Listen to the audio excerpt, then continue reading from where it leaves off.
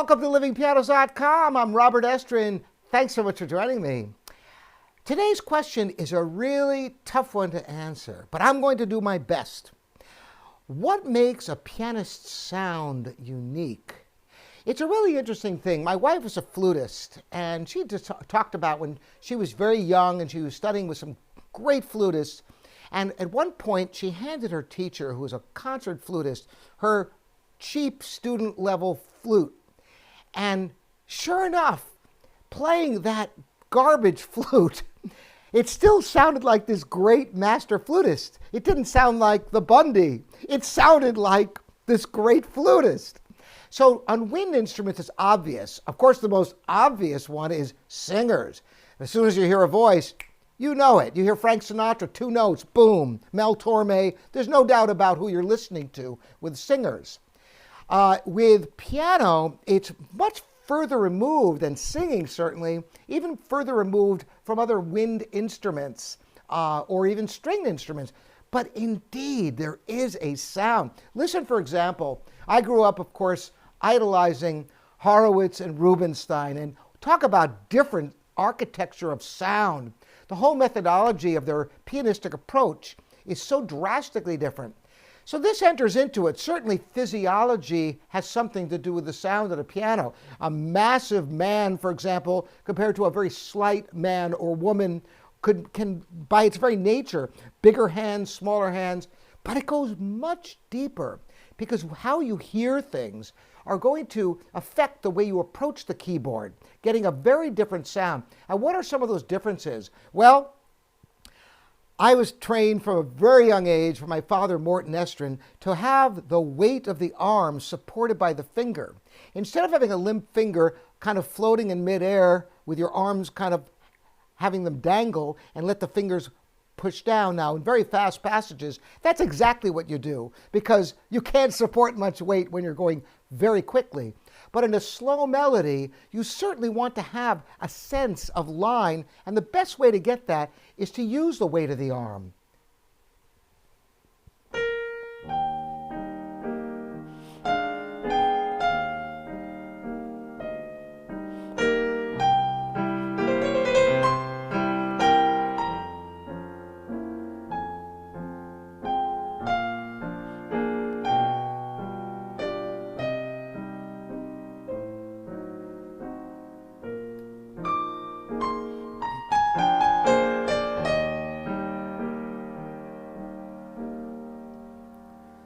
So you can hear the sound and the fluidity. Now, if I were to play this a different way, play it just with the fingers without supporting the weight of the arm, let's see what happens then.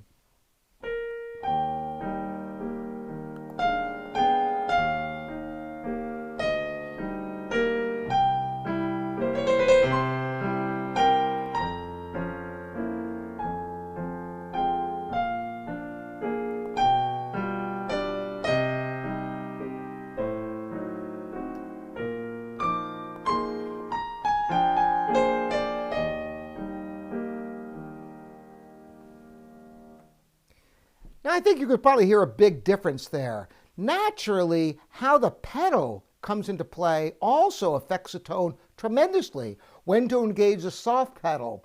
So there's so much to it. And I can tell you this, there are certain pianists, so I hear just a little bit and I know who the pianist is just from the sound, which is amazing because, you know, the human voice, you've got the whole inside of the body and the vocal cords and the intonation of the speech. On a wind instrument, you've got the lips and you've got also the throat and the vibration. So you've got so much. Well, what do you have in the piano? The tone production is a hammer hitting a string. How the heck do you get a different sound? Well, just like I told you. Now, growing up, I had very small, weak fingers, and yet I grew up hearing my father and some of his spectacular students. And I always would strive to get that beautiful sound. In fact, I contorted my body trying to make my spaghetti fingers produce anything close to the sound that I heard in my ears. But I made it happen in slow music. Fast pieces, it was a little bit tougher for me having weak fingers, and I didn't practice a great deal as a young child.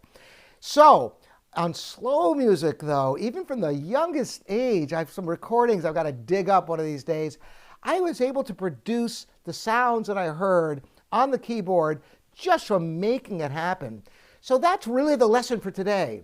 The sound of pianists come down to what they hear in their heads and how they're able to achieve that sound, the connection of the hands to the ears.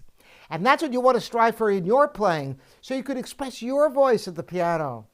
I'd love to hear from all of you. This is a really fascinating subject, and any of you who has ideas about how to produce a beautiful sound on the piano, there's more to this, and I can produce a whole series on this, which I may do on my Patreon channel. Thanks to all you subscribers. I'll see you next time. Robert Estrin here at livingpianist.com, your online piano resource.